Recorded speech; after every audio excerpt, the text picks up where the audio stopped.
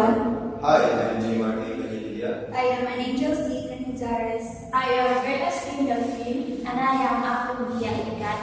And we are presenting the evolution of regional economic integration models. So, in the introduction, regional economic integration refers to how countries within a specific geographic area unite to enhance economic cooperation. It reduces trade barriers, improve economic cooperation, and promote growth among the member nations. So it means that when countries within a region come together to form economic agreements, they create larger markets for business and consumers by reducing trade barriers, which include removing or lowering tax on goods and services traded between them and reducing import or export restriction. Businesses can sell their products and services more easily across the borders, leading to economic growth.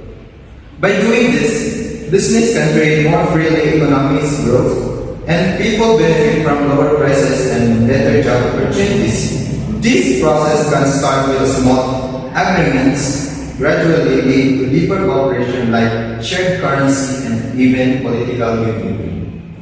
Next. According to Balasa 1961, these stages determine how closely economies are linked and how policies are aligned.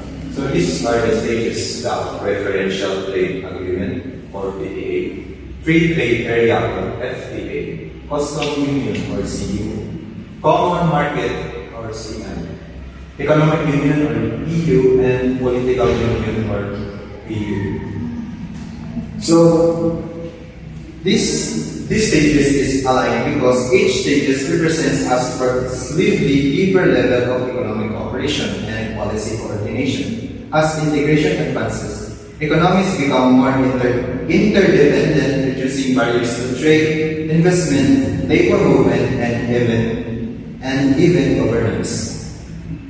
As the regional economic integration models evolve, there are several stages of it, as what Mr. Canadella said earlier. First, it is the Preferential Trade Agreement. It is the simplest form of economic integration. Since it involves for fewer policy changes, countries can enter preferential trade agreement quickly compared to more advanced integration models. Countries reduce tariff on specific goods but do not remove all trade barriers according to Balasa 1961. This means that in a preferential trade agreement, countries agree to lower taxes or tariff or taripa on certain goods traded between them, making those goods cheaper. However, they do not eliminate all restrictions on trade.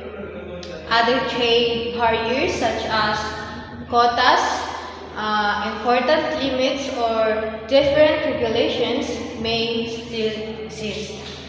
This allows countries to promote trade in selected industries while maintaining some control over the other areas of their economy. And according to ICLA 2021, it does not require deeper commitments like labor mobility or common regulations because it has no common regulations. Each country keeps its own laws and policies on trade, business rules, and product standards. So, in a simple understanding, this stage of regional economic integration where countries reduce tariff on selected goods only. Question: Why is it important reducing tariff on certain goods in a preferential trade agreement?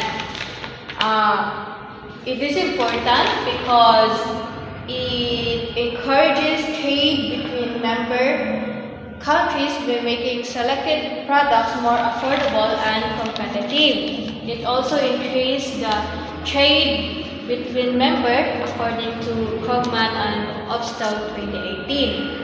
It helps lower tariffs, making it cheaper for countries to import and export selected goods, leading to increased trade volume and economic cooperation.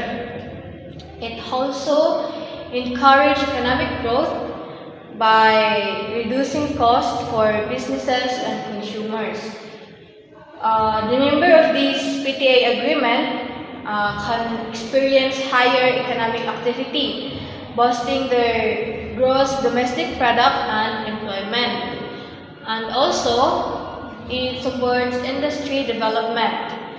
By reducing tariff on certain products, member countries can support key industries, allowing them to grow through access to larger market.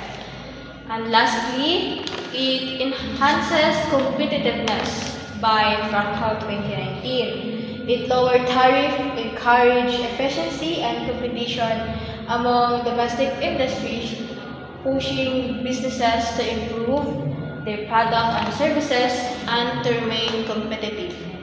Trade agreement.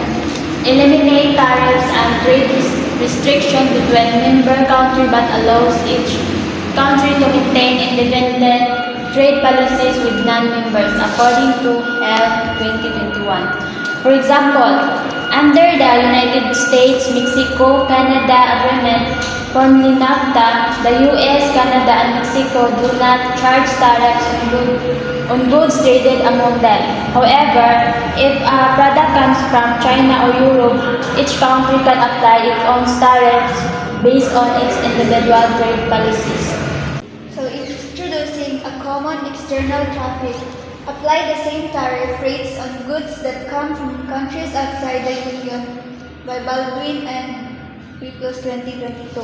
So this means that while a member countries still trade freely with one another like in an FTA, they also agree to apply the same tariff rates on goods that come from countries outside the Union. In other words, if goods are coming into the customs union from a non-member country, the same tariff is charged regardless of which member country they enter. So for example, the Southern Common Market, which includes Argentina, Brazil, Paraguay, and Uruguay. These countries apply the same tariffs to goods imported from non-member countries while they allow free trade among themselves. So if a product enters Mercosur from outside the Union, it will face the same tariff rate no matter how of the member countries it enters. Common market goes beyond a custom union by allowing the free movement of goods, services, capital, and labor between member countries by Frankel 2019. So, the common market is an agreement between countries where they not allow free trade for goods like the custom unions. Next. So, but they also follow the free movement of service, free movement of labor, free movement of capital, and the free movement of goods. So the free movement of services is the businesses can offer their service anywhere within the market. And the free movement of capital is the money can flow freely between countries for investment. And the free movement of labor is the people can work and live in any country of the market without restrictions. And the free movement of goods is the goods can trade goods with no extra cost or delays. Then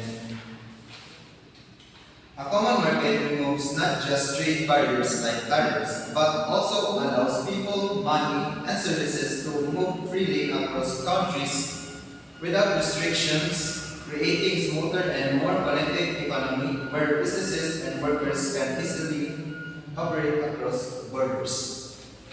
Economic union is a higher level of regional economic integration where member countries not only allow free trade and movement of goods, services, capital, and people, like in a common market, but also align their economic policies. Common rules for economic policies means they might have the same tax rates for businesses and people so that there is less confusion when moving from one country to another. An example of this is the European Union. In the European Union, member countries follow specific economic rules to ensure their stability and growth, which is the monetary policy. They follow similar rules for managing money and interest, the harmonized tax policies, so businesses and people are treated fairly across borders, and the financial regulations to prevent financial problems that could affect the entire union, and the trade and competition laws. According to the European Commission, these rules help the European Union countries stay stable, avoid financial crisis, and make trade and jobs easier for everyone. Union, highest form of integration where member countries not only share economic policies but also have a centralized political authority. How does a political union work? First is share the same economic rules. This means they have the same taxes, trade rules, and business laws. Second is have a common government. Instead of each country making all its own decision, there is one central government that decides things for everyone. Third, have the same laws. Every country in the political union follows the same laws for things like human rights, education, healthcare, and security. Last, citizens have the same rights. If you live in one country, the union, you can live, work, and vote in any country as if you were a citizen there. So in conclusion, lowering tariffs makes goods cheaper and boosts business. As countries integrate more, they share economic policies and even currencies, making trade smoother. While challenges exist, such as difference in policies, the benefits include stronger economies and better opportunities for business and workers. In short,